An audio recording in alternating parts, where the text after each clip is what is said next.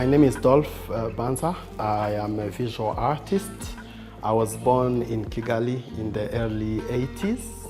And yeah, I've always been the kid who draws, for the teachers, for the neighbors. Yeah, so that's how I developed my art skills. My education background is into the field of engineering. I did electronics and telecommunication, so I have a very scientific upbringing. So art has always been in parallel with the education, which was different. I've never stopped drawing, but later on I've managed to find a way to integrate both my scientific background and passion with my art. So my art style, you can call it illustration, right? So illustration is basically, a bunch of lines and curves, combined together to create this illusion of what you see.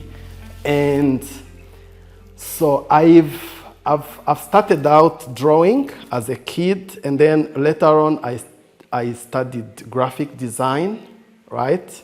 And then I found a way to combine the two, graphic design and illustration. And then later on I started looking into geometry, and this, what you can call imigongo, which is really a type of geometry which was practiced by our ancestors. And to me, combining graphic design, illustration, and geometry is like a very matching theory for me, because I've practiced all these things, and then right now I'm at a level where I get to combine both into one single artistic expression. So that's how I can define my art. All my drawings are mostly made by shapes.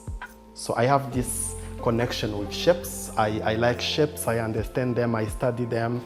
To me, you could say that my style has some level of architecture, right? Because of the scientific, the symmetry, the proportions, the way I use these rules is really what happens in architecture. And yeah, so there's a lot of science behind, but it has to communicate some kind of emotion. So you don't want to fall into the rules too much, but you also don't want to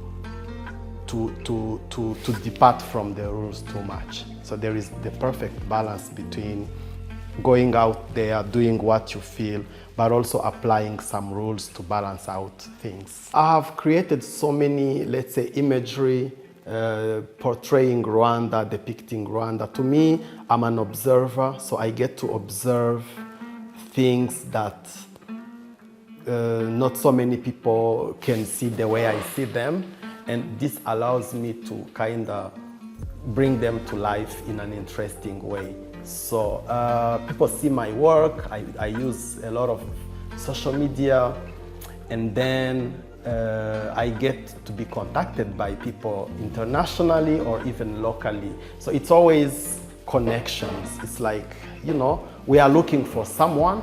For example, for Move Africa, they were looking for someone who could make some kind of, for them they were calling it kitenge background, but based on Rwandan, symbols and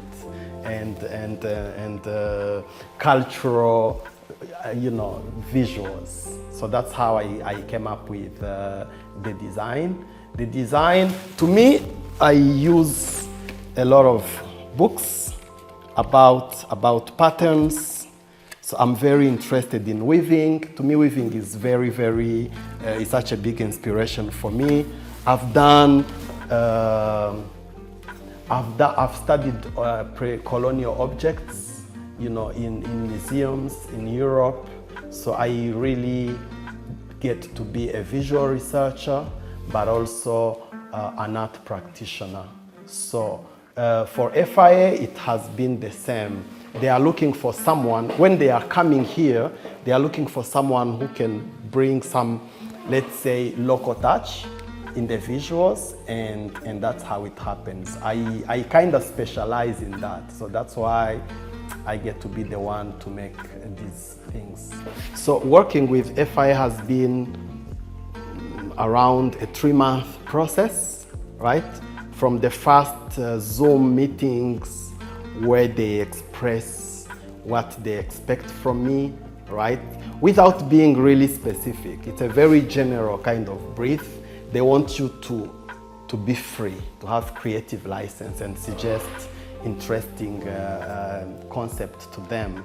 And to me, we had like more than 20 meetings, right, on Zoom, where I would have presentations showing what I was doing, changing direction, adding more elements. So there is always this back and forth between me and the FIA and the Rwandan team to make sure that we really have something that is representative in an outstanding way. So it's been a collaboration. I'm the one who get to suggest the ideas, who get to implement, but I also work with my team, so they get to help me on some of the things, especially if we have to do animation, right? Because I have a very interesting animator called Joel.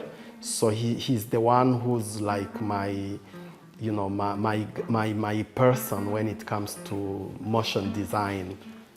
So yeah, it's always a very interesting process. It involves a lot of corporate, interaction, emails, calls, send this, okay, deadlines, don't be late, work overtime, work night hours.